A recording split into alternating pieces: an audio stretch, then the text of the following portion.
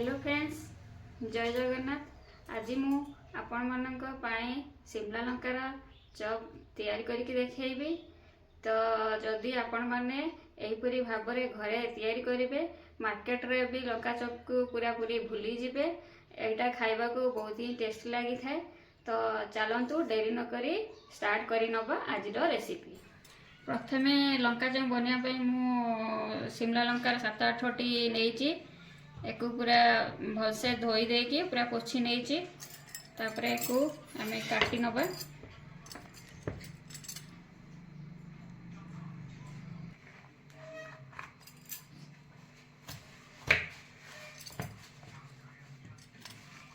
एमती दुई फल कर काटिबा। एमती समान भाग करी पूरा दुई फल करके काटी नबा। यार जो डेम्फ रही यार डेम्फ को जमा काढ़ानी। यार डेम्फ थिले भल लगे। आ यार मंजी जो रही या मंजीटा को आद काढ़ानी कहीं यार मंजी थिले बेसी टिके बास्ना आसे भल लगे। एबे आसंतु स्टफिंग करिबा लंका दवापाई। तो मु प्रथमे गैस ऑन करी गोटे कड़ाई बसई नहीं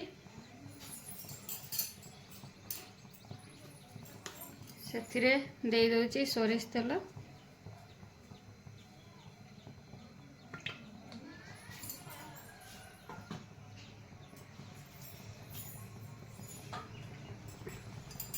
तेल गरम हो आसिले से देदबा कटा होइतिबा पियाज आ गोटे बिलाती ये सब काटी नहीं एका संगे देदबा।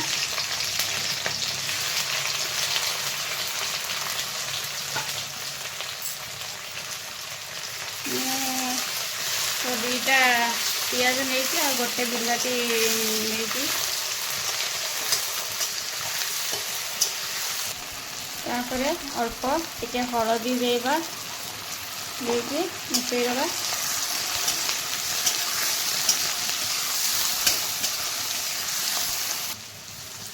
तापर देदेबा 3टी सीझा होइथिबा आलू को मु एथिरे टिके चकटी नहीं एते देदेबा।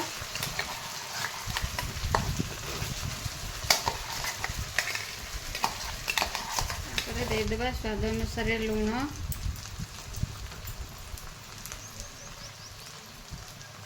लंका गुड़े गोटे चामच, टेस्ट अनुसार लंका गुंड, धनिया और जीरा गुंड गोटे चामच, देदेबा चाट मसला। चाट मसला ए हाफ चामच देकी एक भल भाव मिसईदबा। 3 ରୁ 4 मिनिट एमती रांधिबा। एथिरे तो मु बेसी मसला ऐड करिनी जेहेतु लंकार आमे जते कम मसला दबा तो सेते भल लागिबो। तो आमर आलू मसला पूरा पूरी रेडी हो जाए।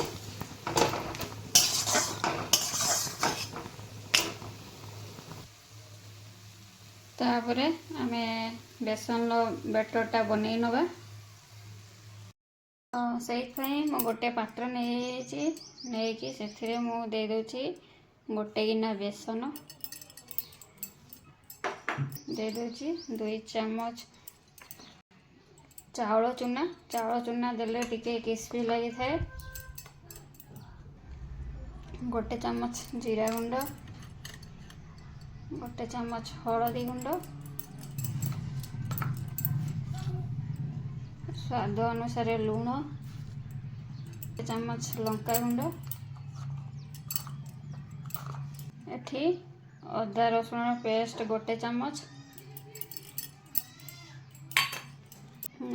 गोटे पिंच खाइबा सोडा।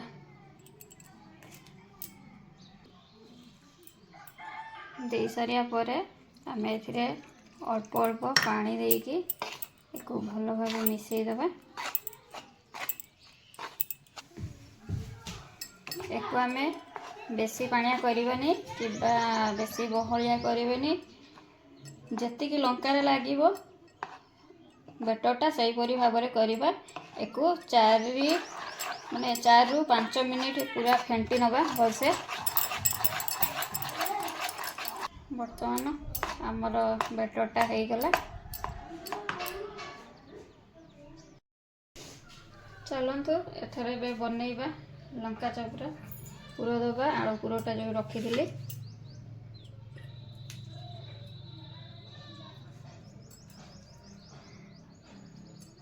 आमर ये लंका चपरा जेतिकी माने लागिव आमे सेतिकी ए आलूर पुरटा दबा अधिका दबानी।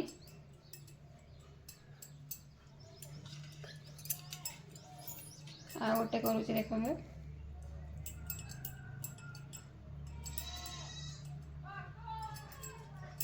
एमती बाकी सब देदबा।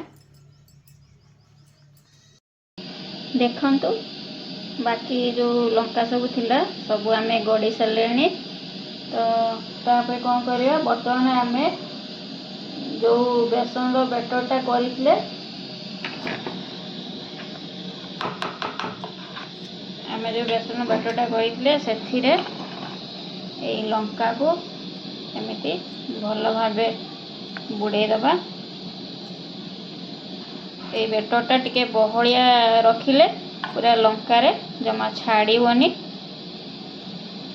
एमती भल भाव बुड़े सारा पर आमे ताकू गरम गरम तेल रे छाणी नबा।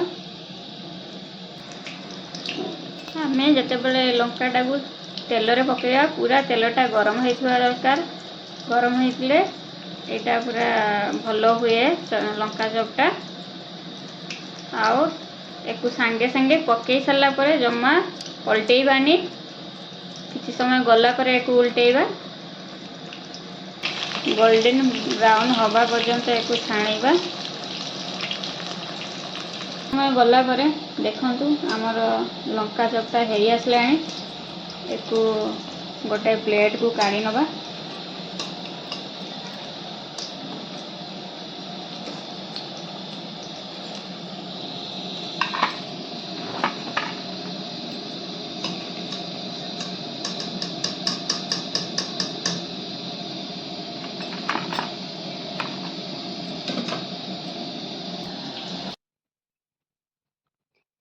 बर्तमान आमर चटपटा क्रिस्पी लंका चप हो जाए। एक आपण मैंने ग्रीन चटनी किंबा रेड चटनी सांगरे लगे खाई पारिबे।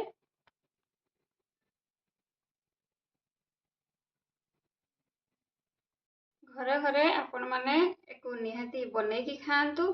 केमिति लागिला मते कमेंट माध्यम जनातु।